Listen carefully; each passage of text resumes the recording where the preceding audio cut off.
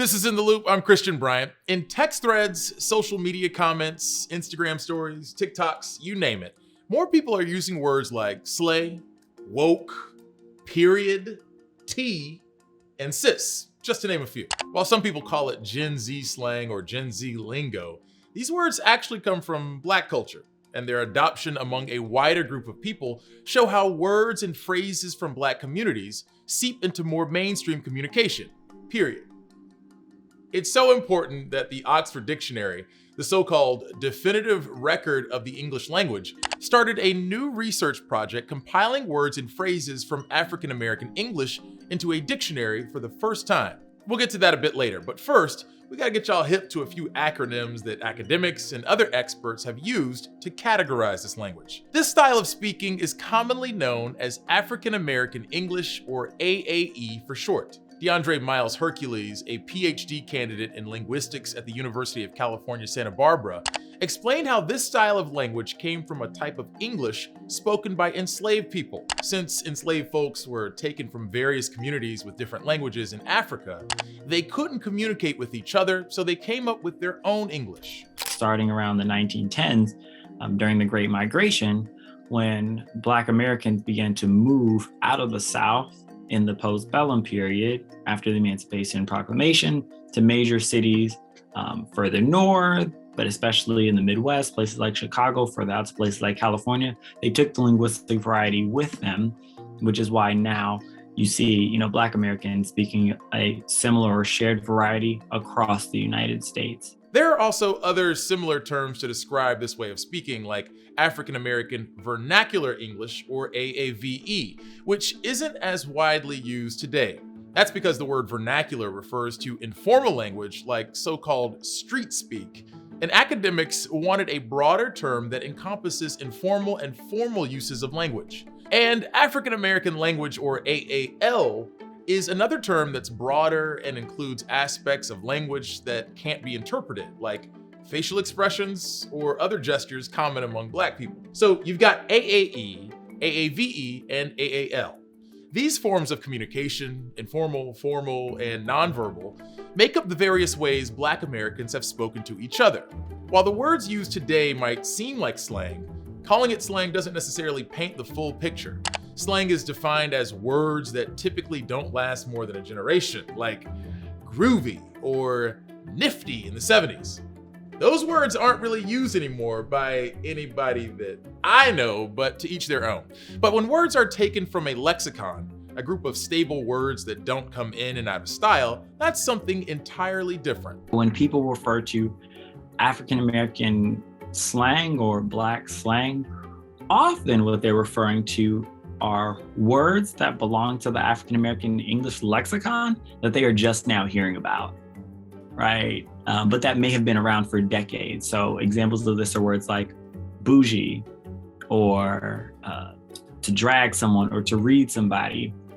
These are things that people have been saying since long before I was born. Today, these words are not only used by Gen Z, but by young white people more specifically. People have brought attention to who is adopting these words. Let's use Saturday Night Live's Gen Z hospital skit as an example. Bro! You capping! Unfortunately, no cap. She's literally dead. Right now. So, she's laughing? That's good news. No, I mean she's literally dead. Like, dead.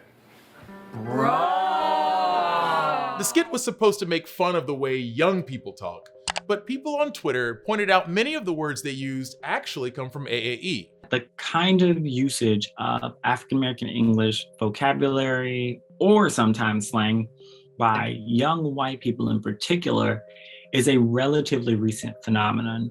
I would attribute it to the rise of social media because it creates a digital space where you don't have to actually be in proximity physically to someone to access their language use or their culture, right? DeAndre explains that we didn't see this as much before the 21st century because the US has always been segregated.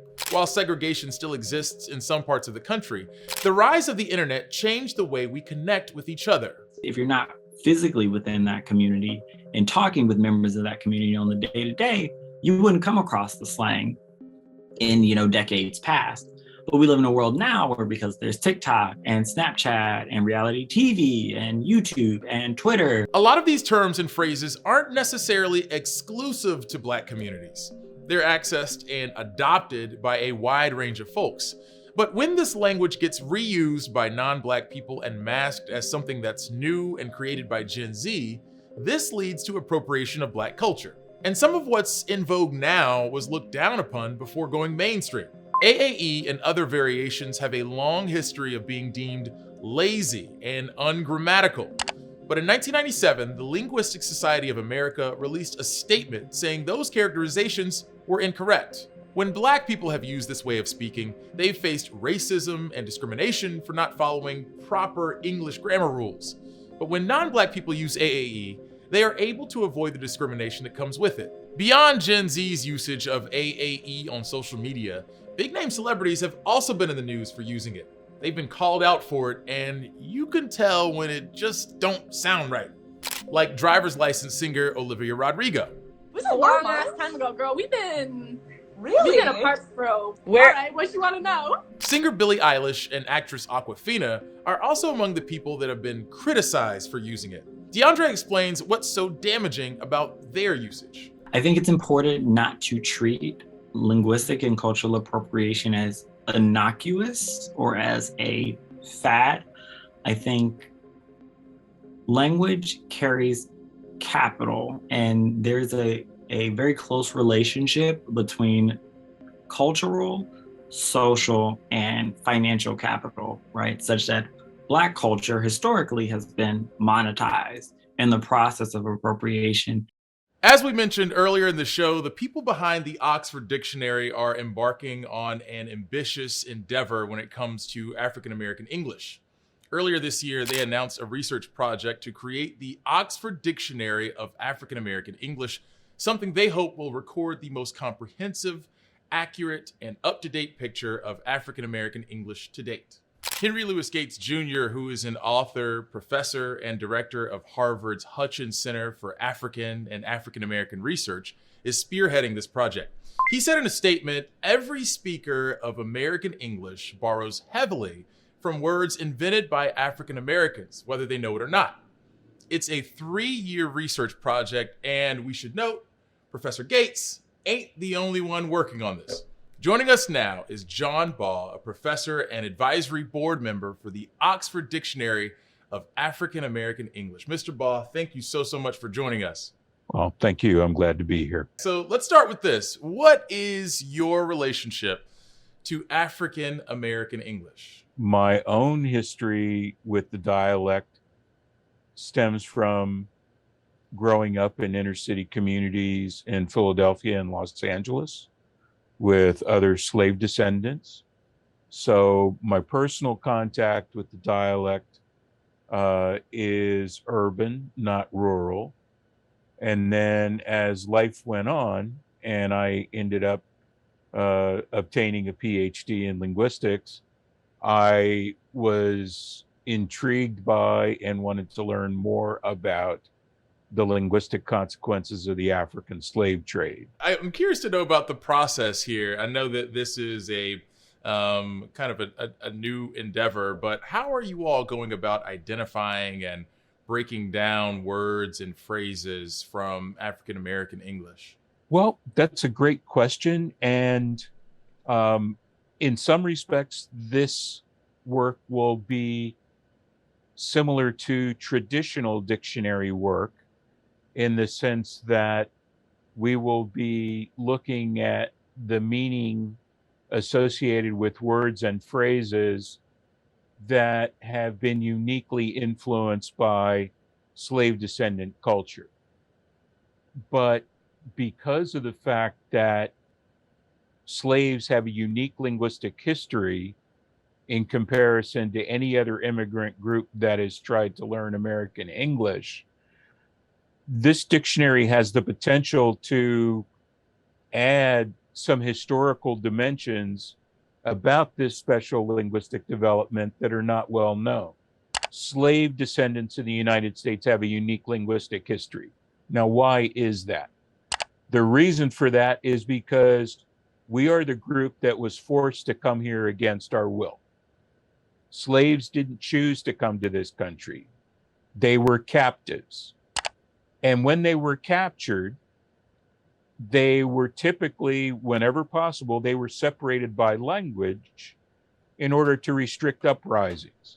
I understand that this project will focus on words and phrases spoken by or introduced by African Americans, but I'm curious to know from your perspective, who is this project for? I imagine this is for anybody who wants to consume this work, but who exactly is this project for?